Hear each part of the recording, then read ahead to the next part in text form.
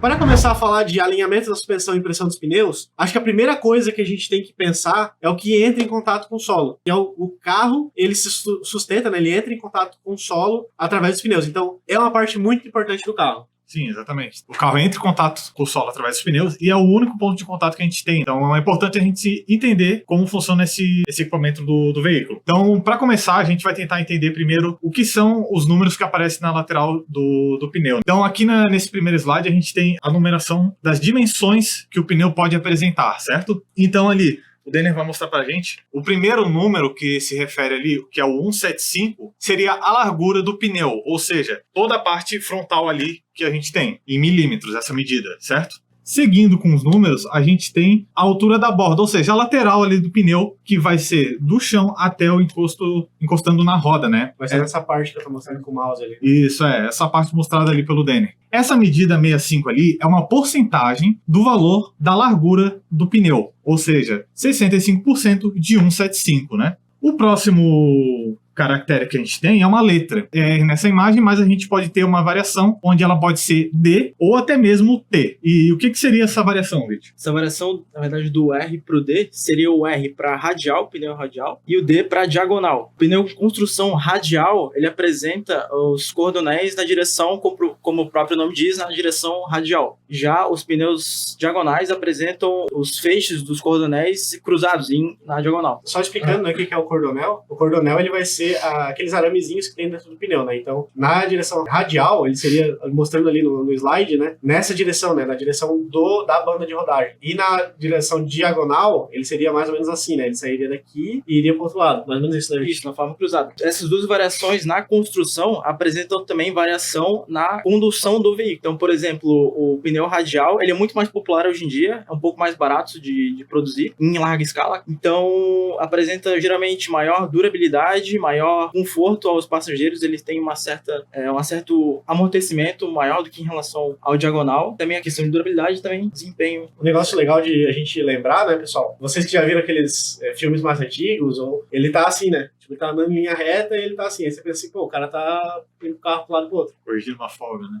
Ou ele tá corrigindo a folga da direção do opalão. Mas muitas vezes não era nem a folga da direção do opalão, da Kombi, né? É porque esses carros antigos, eles utilizavam pneus diagonais quando eles eram originais. E esses pneus diagonais, eles têm essa característica de ter uma estabilidade direcional baixa, né? Então, qualquer irregularidade que ele pega são bem estáveis, no asfalto ali, ele vai indo pro lado pro outro. Então, você fica meio que velejando ali, dirigindo pro lado pro outro. E aí, por último, nesse slide a gente tem o 14 ali, que vai ser o aro do veículo, né? Ou seja, a roda aro 14, aro 15 e assim por diante. Que é o diâmetro do aro, né? E ele é em polegadas. Polegadas. Então, ele é em polegadas, né? A gente tem alguns...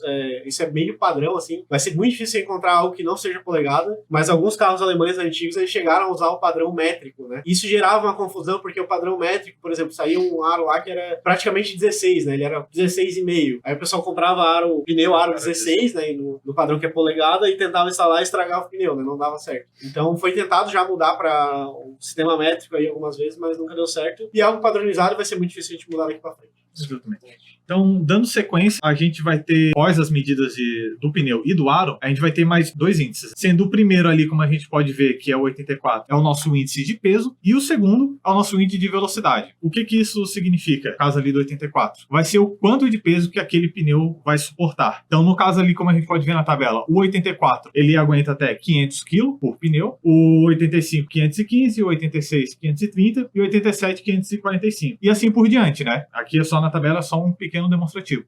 Importante também que antigamente a classificação dos pneus era dado pelo número de lonas. Representava o número nominal de lonas que aquele pneu aguentava. Só que hoje em dia os pneus são feitos com uma tecnologia diferente. Porém, para manter uma medida comparável entre os pneus ao longo então foi adotado esse tipo de classificação. Então lá atrás, né, a gente sabia que, por exemplo, 84 lonas equivalia a 500 quilos, né, para manter o padrão, então a gente fez um índice de peso que ele é equiparado ao número de lonas que tinha no pneu antigamente. Vale lembrar lembrar um detalhe, é que se o veículo ele originalmente vem com um índice 84, a gente não deve fazer a redução desse valor, né? Ou seja, o veículo veio com um pneu que originalmente ele tem índice 84. Eu vou botar um índice menor? Não, o recomendado não é colocar um índice menor, e sim, no máximo assim, um índice maior. Para ele estar respeitando a carga máxima ali do veículo. Sim, o pneu ele não trabalha sempre carga máxima, né? Ele tem uma folga ali de segurança para, enfim, rodar quando ele está rodando, seja pegar algum impacto de algum buraco,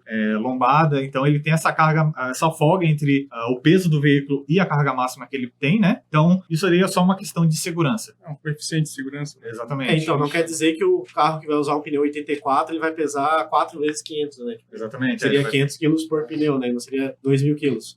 Essa carga, né, extra é para situações transientes. Às vezes pegou um buraco, é a mesma coisa de submeter o pneu a uma carga maior por uma fração de segundos, né? Tem uma margem de segurança. Então, você vai substituir o pneu, é importante você não diminuir esse índice de peso, né? Nem o índice de velocidade, que o Guilherme vai explicar depois. Mas pode fazer um upgrade, botar um pouquinho maior, mas nunca diminuir esse índice de peso, porque vai mudar o comportamento do carro quando ele estiver carregado e tal, fica muito mais propenso a danos no pneu e tudo mais. Dando sequência, a gente vai ter agora o índice de velocidade, que vai ser, no caso da foto ali, está sendo marcado pela letra V, que vai ser referente à velocidade máxima que o pneu suporta, né? Seja, então, ali pela nossa tabelinha, a letra V aguenta até 240 km por hora. E vai ser a mesma coisa que seria o índice de peso. A gente não deve pegar e colocar um índice de velocidade menor do que a fabricante recomenda. Com a utilização do veículo, obviamente, não recomendamos o uso de velocidades altas em vias públicas, né? Mas caso ocorra, o pneu pode não aguentar corretamente, né? Dada a velocidade máxima que o veículo pode apresentar. Então,